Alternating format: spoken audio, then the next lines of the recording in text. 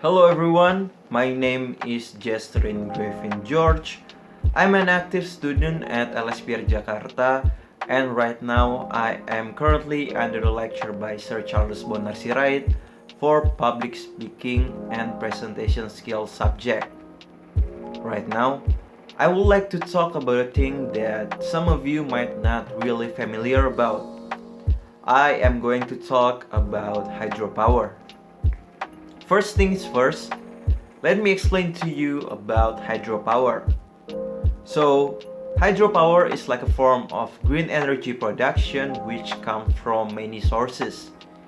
Mainly it comes from the nature itself because it's the water. Hydropower can be an answer for us in the future in case we are running out of things like fossils and coals, because hydropower are more sustainable than the other two in terms of quantity. Then, the other reason why we should be using hydropower in the near future, it's because the condition of the earth itself. Residual of using fossils and coals can be very harmful to the earth itself in form of global warming that can damage the life within the planet in the next generation. The thing is that all residual of fossils and coals will unleash emissions that can affect the climate on the earth, then it will change the earth completely. Climate change itself will slowly tear down the ecosystem of Earth slowly by the cost that can affect not only human but the nature itself. The emissions that can cause global warming, climate change, and other things that can affect the Earth negatively mainly comes in form of carbon dioxide and methane, that is the residual of the two things that I mentioned before. Therefore, hydropower is one of the solutions to solve problems that all of us are going to be facing. This hydropower comes from water in a well-managed system that is used to transform the kinetic energy that caused by the flow of the water into producing electricity. By using hydropower as resource of making energy, the hydropower station must have been built to make sure all of these things happen.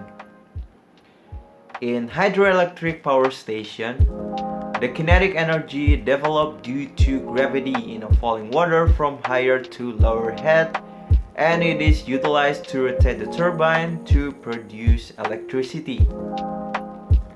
The potential energy stored in the water at upper water level will release as kinetic energy when it falls to the lower water level. And then, the turbine rotates when the falling water strikes the turbine blades. To achieve a head of difference of water hydroelectric, electric power stations are generally constructed in hilly areas. In the way of river in hilly areas, an artificial dam is constructed to create required water head. From this dam, water is allowed to fall forward down the stream in the controlled way to turbine blades. As the result, the turbine rotates due to the water force applied to its blades, and hence, the alternator rotates since the turbine shaft is coupled with alternator shaft. And yet, because it is based on the flow of the water, the harder the water's flow, the more energy that can be made or be producing. Also, the bigger hydropower station, the more energy can be conveyed to everyone that can be used on daily basis. Right now, our only option is not just only fossils and coals to use on our daily life. We have hydropower.